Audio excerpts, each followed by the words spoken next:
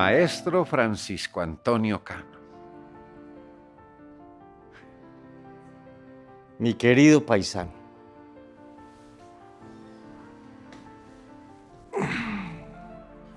Muchas gracias. acaba usted de interrumpir una extraordinaria charla que tenía con el maestro Alberto Durero. ¿Cómo así? Durero. El famoso pintor alemán que murió hace casi 400 años. Él mismo. ¿Qué? Qué pena, hombre.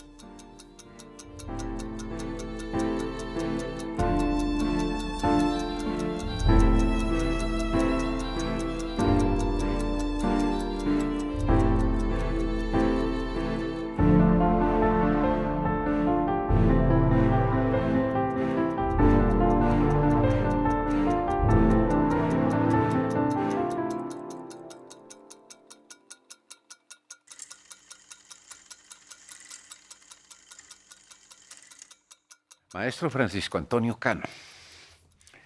Pintor, escultor, grabador. Hombre, usted se ha ganado a pulso, trabajando casi con las uñas, un lugar de honor en el arte de nuestro país. Hablemos de su familia. ¿Cómo fue su infancia en Yarumal? Bueno, nací en 1865. En noviembre 25 cumplo 57, en Chorros Blancos, un paraje rural de Yarumal, donde José María Córdoba venció en un famoso combate a los chapetones.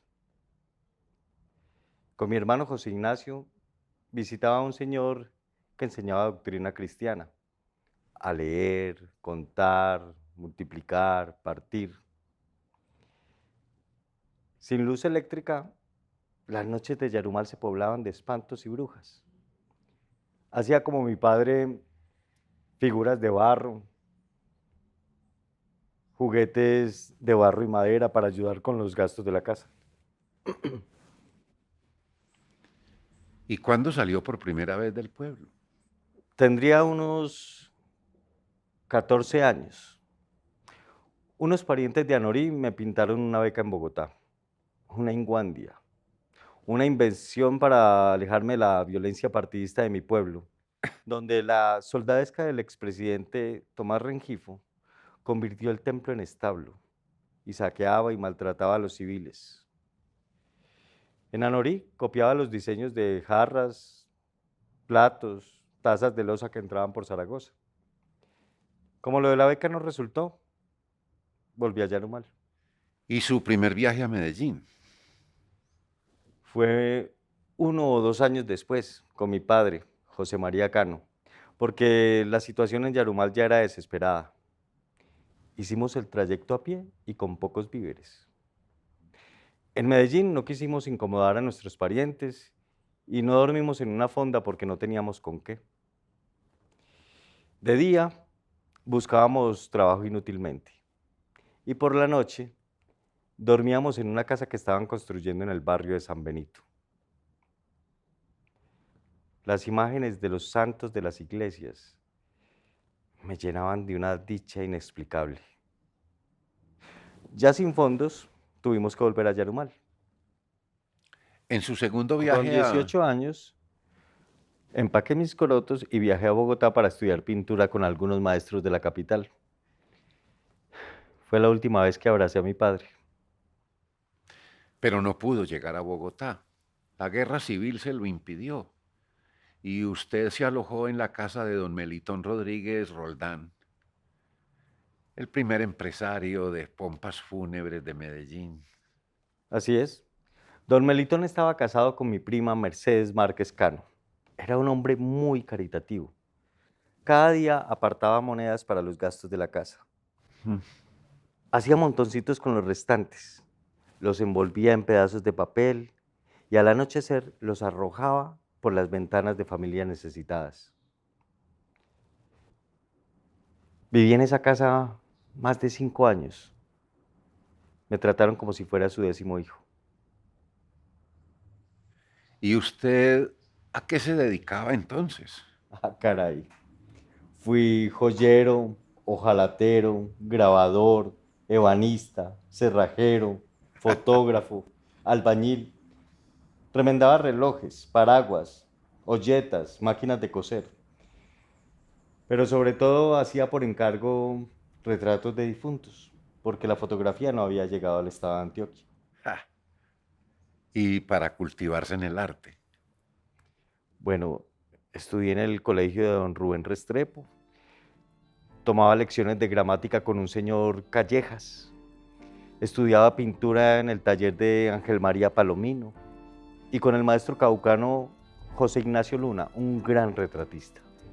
Mencioné lo de la guerra civil, maestro Cano, y a propósito, ¿qué cree usted que significó para Colombia la guerra de los 1000 días?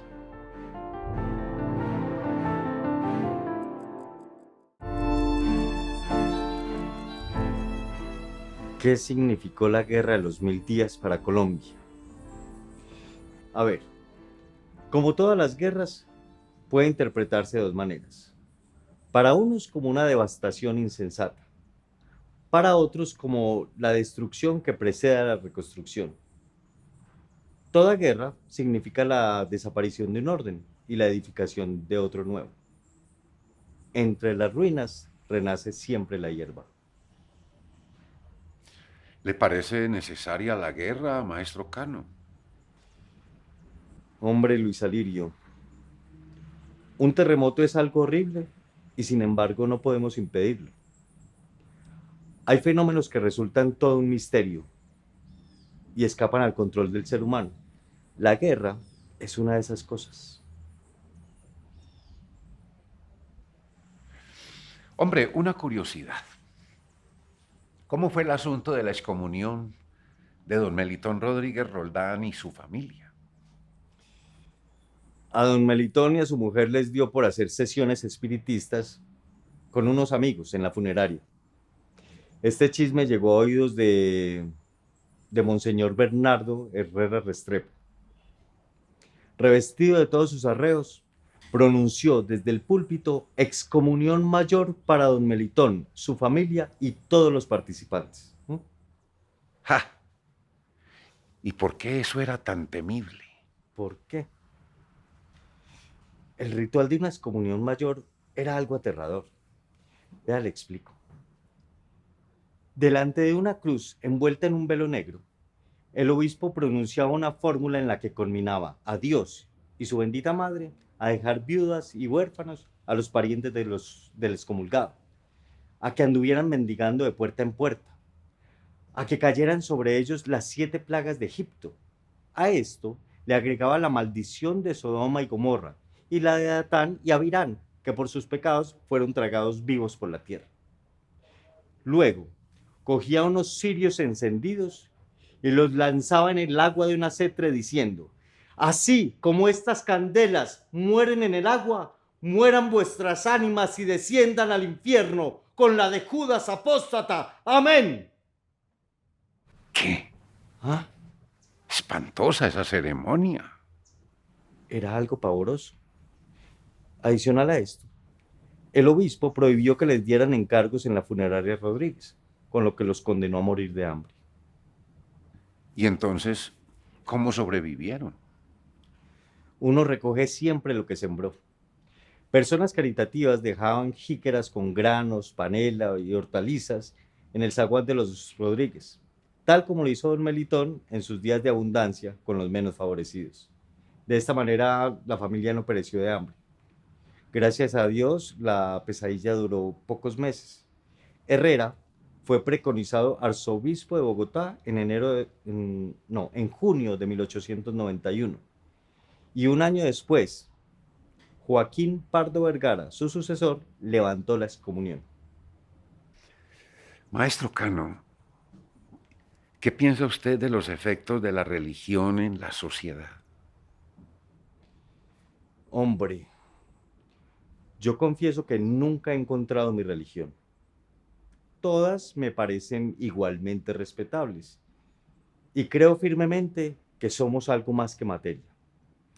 Pero esta excomunión, con que un ministro de Dios condenó a toda la familia de don Melitón por su ingenua curiosidad, me hizo perder la fe. Bien, por la época de la excomunión, su vida tuvo un vuelco bastante grande. Su papá murió en Yarumal cuando usted tenía 23 años y su mamá quedó solita y desamparada. Sí, después de vivir más de 5 años con don Melitón, José Ignacio y yo nos llevamos a mi mamá a vivir a una casita del barrio de San Benito. Bueno, llegamos al 20 de julio de 1892. Usted se dio a conocer al público en la primera exposición de arte de Medellín. Al año siguiente se repitió la exhibición. Del 20 al 30 de julio de 1893 se celebró la exposición de Bellas Artes y Artes Industriales. Ya no duraba un día, sino 10, y la idea fue todo un éxito. Y usted se llevó todos los premios. Le otorgaron la medalla de oro por 3 pinturas suyas, la de plata por un anillo de oro de su autoría y un diploma por su bronce Dulce Martirio. Así fue. El jurado declaró que este servidor daría honra a Antioquia y a Colombia si el gobierno me apoyaba en mi educación para estudiar arte en una escuela de Europa. Ese fue el germen de mi viaje al viejo continente. Y en 1896, el Congreso de la República aprobó una ley que le otorgó a ustedes 6.000 pesos papel moneda para estudiar pintura en Europa. Y esos recursos fueron muy importantes para mí. Pero como no hay dicha completa, en ese año perdí a mi madre, María Jesús Cardona. Luego, a fines de 1897, me trasladé a la capital, invitado a pintar varios retratos. Conocí al profesor Enrique Recio y Gil, y desde ese entonces me encanta pintar cuadros de rosas.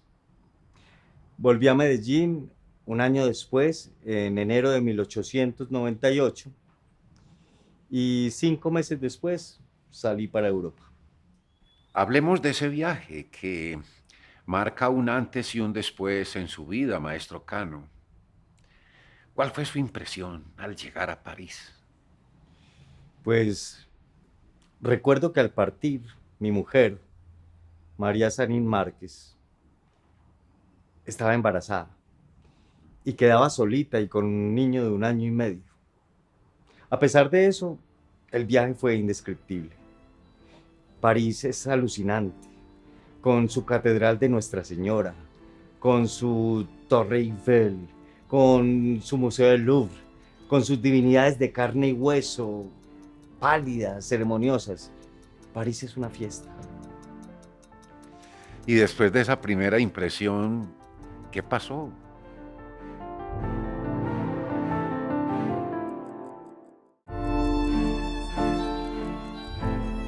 El aterrizaje en la vida prosaica es muy duro.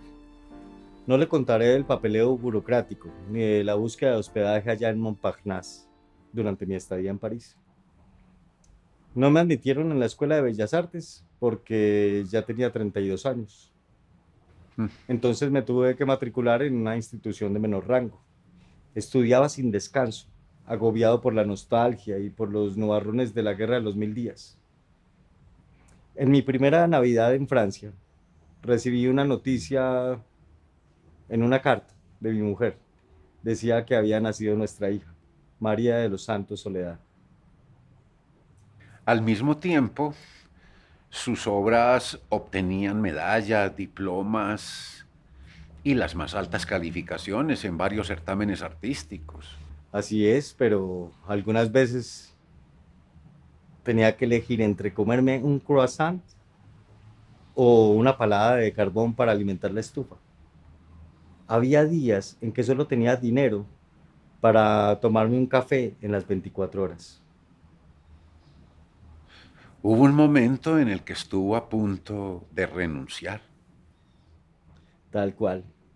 Les escribí a mis amigos que ya no tenía ni con qué comer, ni con qué comprar materiales, que me mudaba de una pensión pobre para otra más barata, que estaba a punto de dejar manga por hombro mis estudios artísticos. Y en ese momento se produjo un milagro. Miembros del Club Breland de Medellín organizaron actividades para recaudar fondos. Me giraron 3.000 francos y a mi mujer le dieron dinero suficiente para su estadía o su subsistencia mientras yo no estaba. 3.000 francos eran una cifra respetable, maestro. ¿Qué hizo usted con ese dinero? Pues pagar mis deudas y visitar algunos museos prestigiosos. A mediados de 1899 visité el Museo Británico. Ahí me cautivaron los dioses mutilados del Partenón. En el Museo del Prado me embelesó la obra de Velázquez. Fue impresionante. Visité Italia y en Italia estuve en Roma, en Florencia, en Venecia. Mire, con esta obra de Tintoretto, El Milagro de San Marcos, Ajá. que representa el momento en que el santo interviene para que el esclavo no sea apaleado por su amo, quedé pasmado con el violento escorzo del santo, que hace contrapunto con el esclavo desnudo tendido en el suelo. Maestro, cuando volvió usted a Colombia, ya había terminado la Guerra de los 1000 días. Volví a fines de 1900 y Colombia seguía desangrándose. Estaba sumida en una miseria material y moral. No eran las condiciones más favorables para vivir del arte. Claro, esa guerra terminó en 1902. Maestro, ¿cree que el arte tenga algún papel en la sociedad? ¿Qué papel? Se lo diré con una frase de Élie Faure. El arte no solo es necesario, sino que es la única cosa necesaria para todos después del pan. El arte puede convocar a una realidad portentosa más allá del tiempo y del espacio. Imagínese usted, por ejemplo, la vida sin la música. ¿Mm? Necesitamos de la belleza para no caer en la desesperación. Maestro Cano, habla del arte y pienso en la educación. ¿Cómo cree usted que debe ser la educación en un país como Colombia? Procuré que los gobiernos de turno fomentaran el cultivo del arte entre los jóvenes y estimularan a los artistas nacionales. Pero el presidente Pedro Nelo Ospina dio un dictamen tajante. Este país no es propicio para el buen desarrollo de las bellas artes. Claro que no es propicio, mientras los gobiernos nieguen a sus jóvenes el derecho fundamental a una educación de calidad. Maestro, en 1905 usted pintó un corazón de Jesús, su obra maestra del género religioso.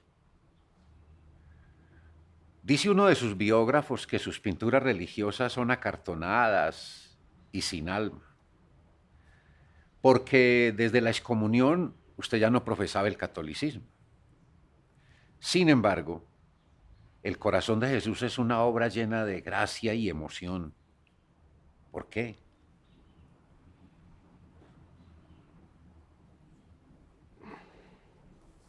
Mi hermano José Ignacio, a punto de cumplir 38 años de edad, decoraba una fachada en el Parque de Berrío, al lado de la catedral. Dio un traspié y cayó desde lo alto del andamio. Eso fue en mayo de 1905. Agonizó ese día y murió por la noche.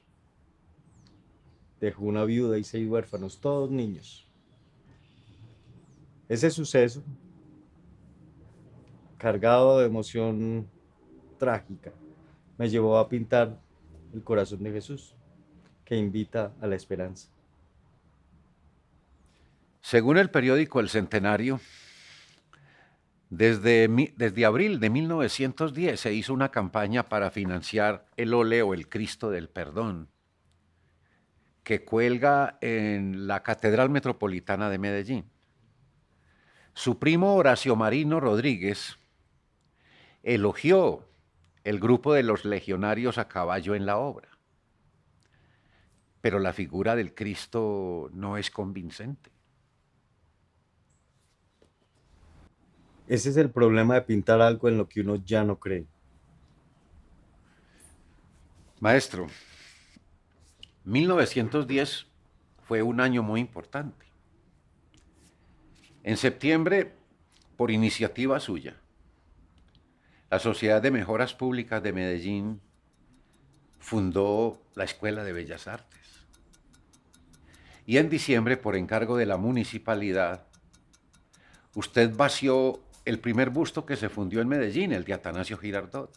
En ese año, su amigo Carlos R. Restrepo fue elegido para presidente de la República. Hombre, a Carlos se le tocó pilotear en aguas bravas, cuando el país apenas salía del horror de la guerra de los 1000 días. Él me nombró director de la Litografía Nacional, de suerte que me trasladé a vivir definitivamente a Bogotá con mi familia. En 1913 me encargaron el cuadro Horizontes. A propósito, su obra Horizontes es muy popular. La ve uno en muchas partes, hasta en almanaques. Hombre, ¿qué tiene este cuadro que llama tanto la atención? Será quizá porque Horizontes refleja nuestra sed de espejismos. Siempre creemos que al otro lado nos aguarda el paraíso terrenal. Bueno, maestro, se nos acaba el tiempo. Muchas gracias, hombre, por este ratico para hablar de su obra, de su vida, de su tiempo. Hombre, Luis Alirio, recordar es volver a vivir. A propósito, vení. Hablemos con Da Vinci. ¿Da Vinci? ¿Qué?